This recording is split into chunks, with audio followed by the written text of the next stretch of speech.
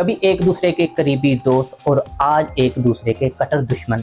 Iran और Israel के तल्लुकात ने दुनिया को हैरान कर दिया है। आज की इस वीडियो में हम जानते हैं कि कैसे एक वक्त के दोस्त आज एक दूसरे को तबाह करना चाहते हैं। आज की वीडियो में हम बात करेंगे ईरान और इसराइल के दरमियान बदलते हुए तल्लुकात की, 1950 की दोस्ती से लेकर आज की खतरनाक दुश्मनी तक। तो वीडियो को आखिर तक ज़रूर देखिएगा और अगर आप हमारे चैनल पर नए हैं तो हमारे यूट्यूब चैनल को ज़रूर सब्सक्राइब कीजिएगा।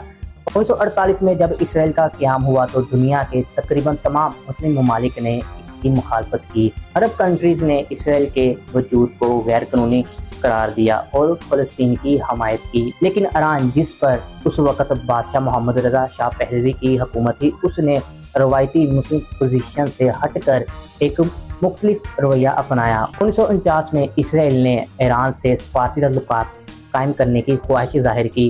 1950 में ईरान वो पहला मुस्लिम अक्सरियती मुल्क बना जिसने इसराइल को तस्लीम किया।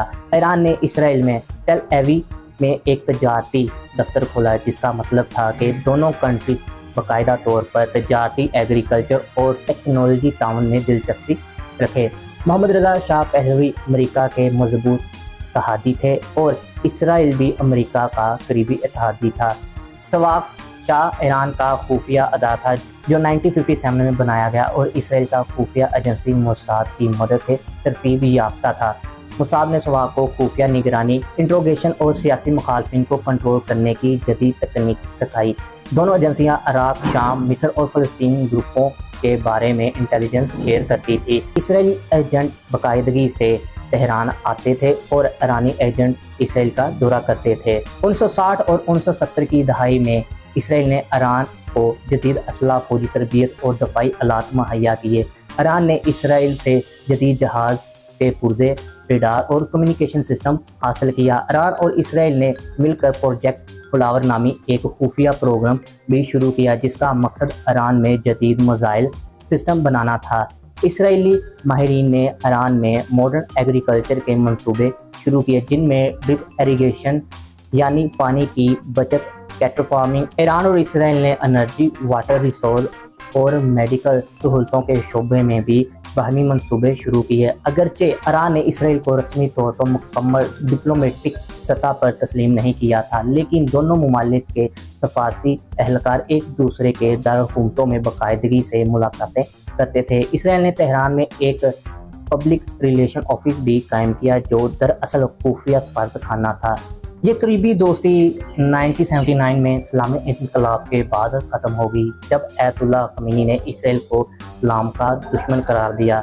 1979 के इनकलाब के बाद ईरान और इसराइल की दुश्मनी शुरू हुई। ये दुश्मनी सियासी नहीं थी बल्कि नज़रियाती और मजहबी थी।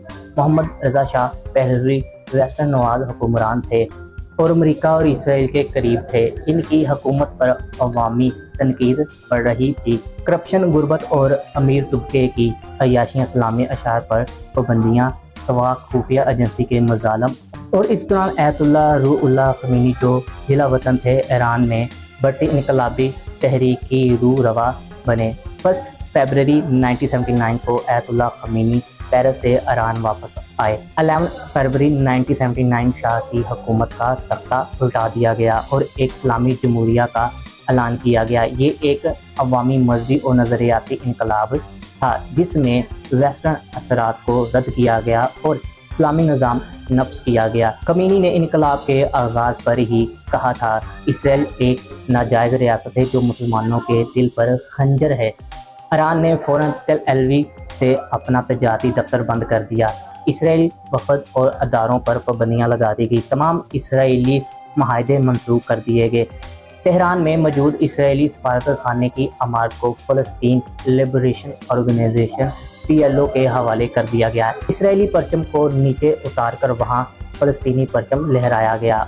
और ईरान और इसराइली दुश्मनी सिर्फ सियासी नहीं बल्कि दीनी नज़रियाती बुनियादों पर कायम है। इस्लामी नज़रिए में इसराइल को एक नाजायज़ यहूदी रियासत माना जाता है जिसने मुसलमान मुल्क फ़लस्तीन पर कब्ज़ा किया। उम्मत मुसलमान ईरान खुद को पूरी उम्मत मुसलमान का नुमाइंदा समझता है और फ़लस्तीन की हमायत को दीनी फरीज़ा करार देता है। आयतुल्लाह ख़मीनी ने इसराइल को बारहा इस्लाम दुश्मन करार दिया है।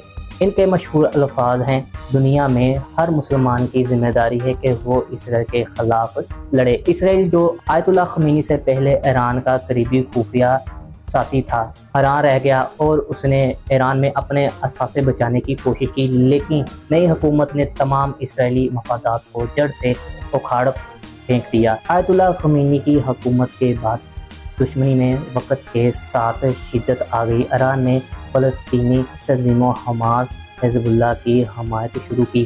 1979 کے اسرائیلی انقلاب کے بعد ایران اور اسرائیل کے درمیان براہ راستہ سفارتی اور فوجی تعلقات ختم ہو گئے، مگر یہ دشمنی جلد ہی براہ راستہ جنگ کی بجائے پروکسی جنگ کی شکل اختیار کر گئی۔ پروکسی جنگ کا مطلب یہ ہے کہ ایسے گروہ یا تنظیموں کے ذریعے لڑائی جنہیں براہ راستہ ریاستی فوجیوں کی جگہ استعمال کیا جاتا ہے۔ 1982 میں اسرائیل نے لبنان پر حملہ کیا تاکہ فلسطینی مذہبی تنظیم PLO کو ختم کر سکے۔ اس کے بعد ایران نے لبنان میں شیعہ مذہبی تنظیم حزب اللہ جماعت کی بنیاد رکھی۔ حزب اللہ کو مالی، عسکری اور نظریاتی تعاون ایران سے ملا۔ پاسداران انقلاب اسلامی IRGC کی القدس فورس نے حزب اللہ کو تربیت دی۔ حزب اللہ نے اسرائیل پر راکٹ حملے کیے، سرحدی جھڑپیں کی اور 2006 میں 33 روز جاری جنگ میں بھرپور مذمت کی اور فلسطین میں حماس اور اسلامی جہاد شروع ہو گیا۔ اگرچہ حماس ایک سنی تنظیم ہے، مگر ایران نے اسرائیل دشمنی کی بنیاد پر اسے بھی بھرپور مدد کی۔ ایران نے حماس کو مالی امداد، راکٹ ٹیکنالوجی اور سفارتی حمایت دی۔ غزہ میں موجود اسلامی جہاد کو بھی اسی طرح کی مدد فراہم کی۔ ایران کا موقف یہ تھا، فلسطین کی آزادی ہر مسلمان کا فریضہ ہے۔ ایران نے سن 2000 کے بعد نیوکلیئر انرجی کے پرامن استعمال کے دعوے کے ساتھ یورینیم اضافہ شروع کیا۔ اسرائیل نے اسے ایک وجودی خطرہ قرار دیا۔ بارہا انٹرنیشنل سطح پر ایران پر پابندیاں لگوانے کی کوشش کی گئی۔ 2010 سے 2020 کے درمیان کئی ایرانی نیوکلیئر سائنسدان پراسرار حملوں میں مارے گئے اور سائنسدانوں پر اب بھی حملے جاری ہے۔ ایران نے ان حملوں کا الزام اسرائیل اور بعض صورتوں میں امریکہ پر لگایا۔ 2010 میں ایران کی نتنز نیوکلیئر پلانٹ میں سینٹریفیوژن مشینیں اچانک ناکارہ ہو گئی اور بعد میں پتہ چلا یہ حملہ ایک انتہائی پیچیدہ سائبر وائرس کے ذریعے کیا گیا تھا۔ اس وائرس کا نام تھا اسٹیکنیٹ۔ اس وائرس کا مخصوص مقصد تھا کہ سینٹریفیوژن سسٹم کو ہدف بنانا تھا۔ اس کا کریڈٹ کسی نے قبول نہیں کیا، لیکن تحقیق نے واضح کیا کہ یہ اسرائیل اور امریکہ کا مشترکہ سائبر آپریشن تھا۔ اسرائیل نے شام میں ایران کے عسکری ٹھکانوں، اسلحہ ڈپو اور حزب اللہ کی تنصیبات پر کئی بار حملے کیے۔ بعض حملے ایران کے کمانڈرز اور فوجی مشیروں پر بھی کیے گئے جو شام یا لبنان میں موجود تھے۔ 2020 میں امریکہ کے ثالثی سے متحدہ عرب امارات، بحرین، سوڈان اور مراکش نے اسرائیل سے سفارتی تعلقات قائم کیے۔ اس عمل کو کہا گیا ابراہیم معاہدہ، یعنی ابراہیمی مذہب، اسلام، یہودی مسیحیت کے نام پر امن۔ ایران نے ان معاہدوں کو اسلامی خیانت اور یہودی ریاست کو تسلیم کرنے کا ناقابل معافی گناہ قرار دیا۔ ایرانی سپریم لیڈر آیت اللہ خمینی نے کہا کہ یہ حکومت اپنے عوام کے خلاف ہے۔ فلسطین کو بیچنے والے کل خود بھی اسرائیل کے ہاتھوں تباہ ہوں گے۔ ایران نے حماس، حزب اللہ اور دیگر تنظیموں کو اسرائیل پر دباؤ بڑھانے کے لیے مزید حمایت دی۔ اسرائیل نے 2020 کے بعد اپنی پالیسی واضح کی کہ ایران کو شام، لبنان اور عراق میں پاؤں جمانے سے روکنا ہے۔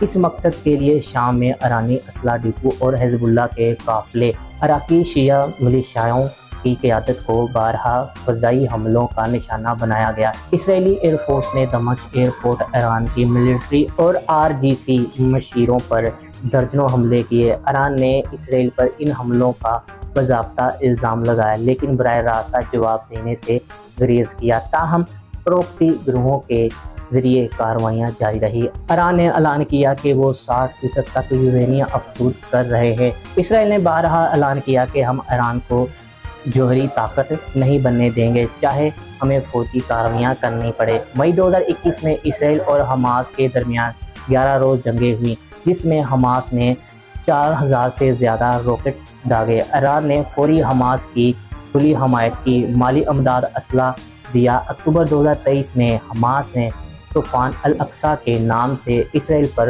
بڑا حملہ کیا، جس میں سینکڑوں لوگ मारे गए। इसराइल ने गजा पर भरपूर फौजी कार्रवाइयाँ की और ईरान को इस हमले का पसपर्दा मास्टरमाइंड करार दिया। ईरान ने तरदीद की, लेकिन हिजबुल्लाह, हूसी बागियों और इराकी मलेशियाओं ने भी हमले शुरू कर दिए। अप्रैल 2024 में इसराइल ने शाम में ईरानी कौंसल खाने को मिसाइल से तबाह कर दिया। जवाब में ईरान ने बराह रास्ता इसराइल पर 300 प्लस ड्रोन और मिसाइल हमले किए। ये हमले अक्सर नाकाम हुए, लेकिन इसराइल ने इसे एलान जंग का मुतरादिफ करार दिया।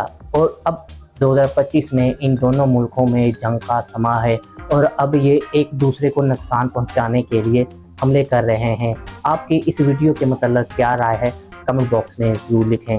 ऐसी और मज़ीद वीडियो देखने के लिए आप हमारे YouTube चैनल को सब्सक्राइब जरूर